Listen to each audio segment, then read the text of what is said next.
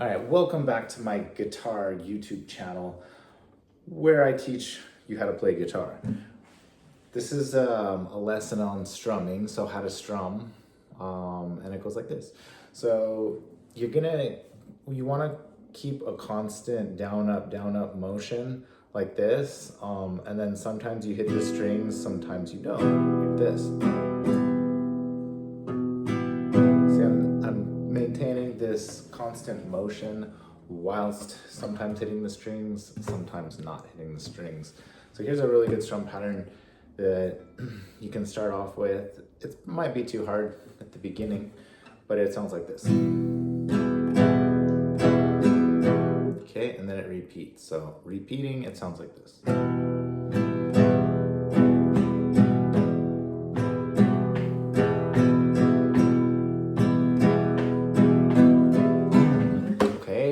So basically probably what most of y'all are gonna do is something like this. But that's not what I was doing. So I was actually keeping a constant up and down type motion. And the order of strums as I hit them go like this. Down, down, up, down, up. Okay? Down, down, up, down, up. So a lot of people will go like this, down, down, up, and then stop here, and then make that next strum a down, but you actually want to have two ups in a row like this. Down, down, up, up. So you gotta have two ups there. Down, down, up, up. So that might be enough to practice just for now, is getting just that much, maybe even just down, down, up, down, down, up. Okay, because the concept here is that you want to keep a really steady type of flowy motion over here with your strumming hand, strumming arm. Okay, so because another thing is a huge misconception about strumming and so-called strum patterns is that that's what you use to play songs. So you take a strum pattern and then you play chords with that strum pattern and then you get a song. But songs are a little bit more natural evolving, so that they sort of follow like the rhythm of the song, you know, the words, the melody. It acts as an accompaniment to bring out the melody, the lead part. Because when you're strumming chords, you're doing what's called accompanying. You're setting the backdrop for the melody to exist up above. Therefore, a set so-called strum pattern, like down, down, up, up, down, up, down. Like if I take that all the way through a song, you know, it could work. And there are even some songs that like might even do that, but really, like if you listen to guitar strumming, it's usually not that repetitive. Though, like you might add or subtract a strum, like instead of down, down, up, down, up, you might go down, down, up, down. See, I left off the last up that time. Or you might go down, down, left off the second down that time. Or you might even go down, down, down, left off the first up that time. You get the point. So, or you could add stuff. You could go, yeah, added an up there. But the thing is though those different ones that I was playing kind of fit in with the original rhythm that I had started with. So yeah, they work together. I mean, they work interchangeably is what I meant to say. So you can even like write out some of your own strum patterns. Let me show you. You can write you can take a piece of paper, pencil, old school. Just how we used to do it in my days. We had a piece of paper. Okay, never mind. It's not funny. Okay, this is like what you can do, something like that. And then you can draw, here, I'll draw the pattern that I just played.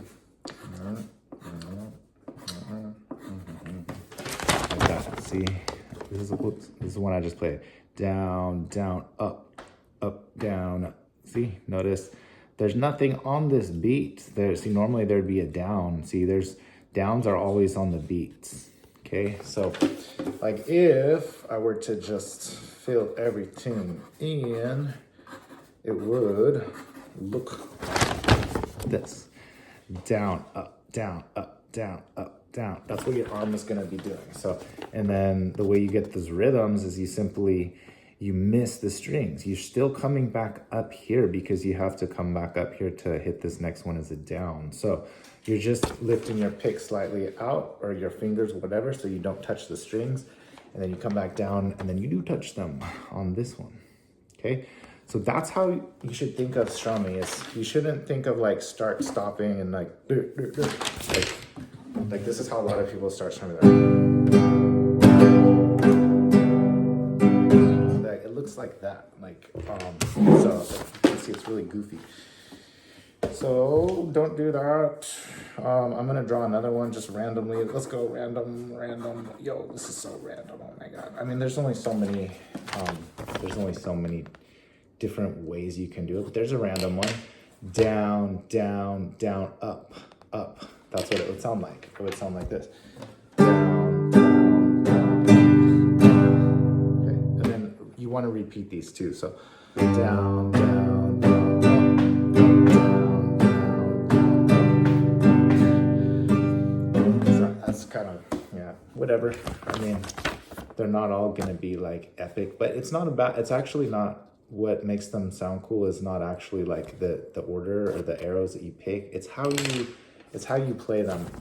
So that brings me to my next point on strumming, is that strumming the chord, you're not always gonna be playing the same level, the same volume. In other words, like you don't want each strum to have the same weight. Like, I mean, it's not that you don't want to. It's just it can be more interesting if you sort of vary it up a little bit. Like maybe like.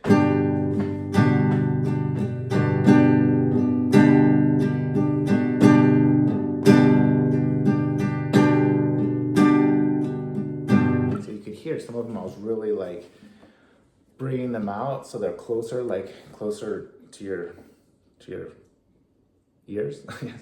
And then some of them are further away and sound like they're really quiet in the distance. So you hear those? So those little light ones, they add a lot of character and nuance to your strumming. So because if it's all the same volume, it's gonna be pretty just like monotonous. There's a good word, which means basically like repetitive in an unpleasant way. Because sometimes repetitive can be good, but monotonous is sort of more like unpleasant repetitiveness. So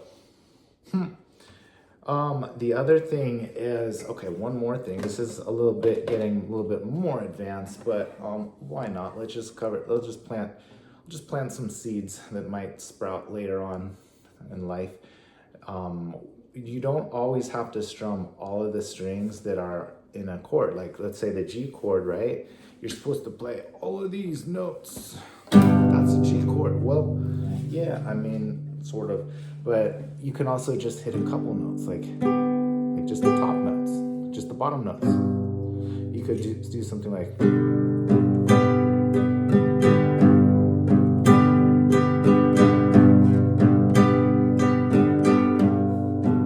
See how it's more like a orchestra or like a drum set, or it almost sounds like you're playing like different chords, like sounds like I'm going ba, ba, ba, ba, ba, ba, ba, ba, sort of. I mean, you know, if you're really new to guitar, it might sound like that, but it probably doesn't sound like that to you because, I mean, well, I don't know, maybe it does. Yapping again.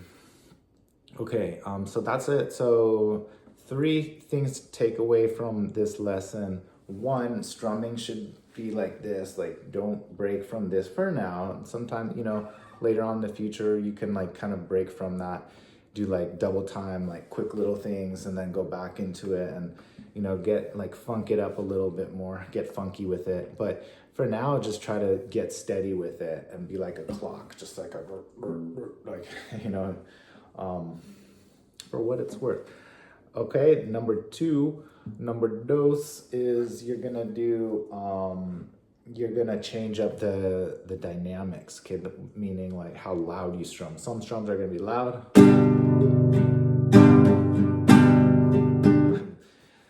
Yeah, that wasn't a very good. Let me give you a better example. Maybe more like.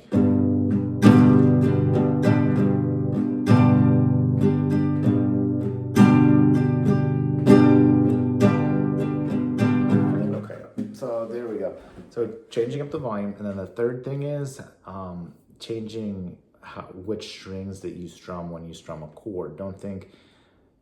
Just get out of the idea of thinking, okay, I'm strumming a D chord. I must strum these exact 4 chords for every strum. You know, which can be really hard. Notice I'm muting these strings out with my thumb because I don't want to have to try to like pull my finger out right there before I hit the 5th or 6th string. So I guess that's a 4th point, isn't it? Yeah, it sort of ties to the 3rd point. It's like that's another point in itself, is like the C chord is another good example. Like you want to use your thumb here, or I want to use my thumb. I don't know what you want to do, but I would recommend using your thumb to block this string so that it sounds like that, and you don't have to worry about hitting this string, okay? Because that's a pain in the buttocks. So yeah, because look, if I leave this open, it gets a little muddy there in the bass with that note. So we want to mute that without having to try to dodge that string with the finger, like.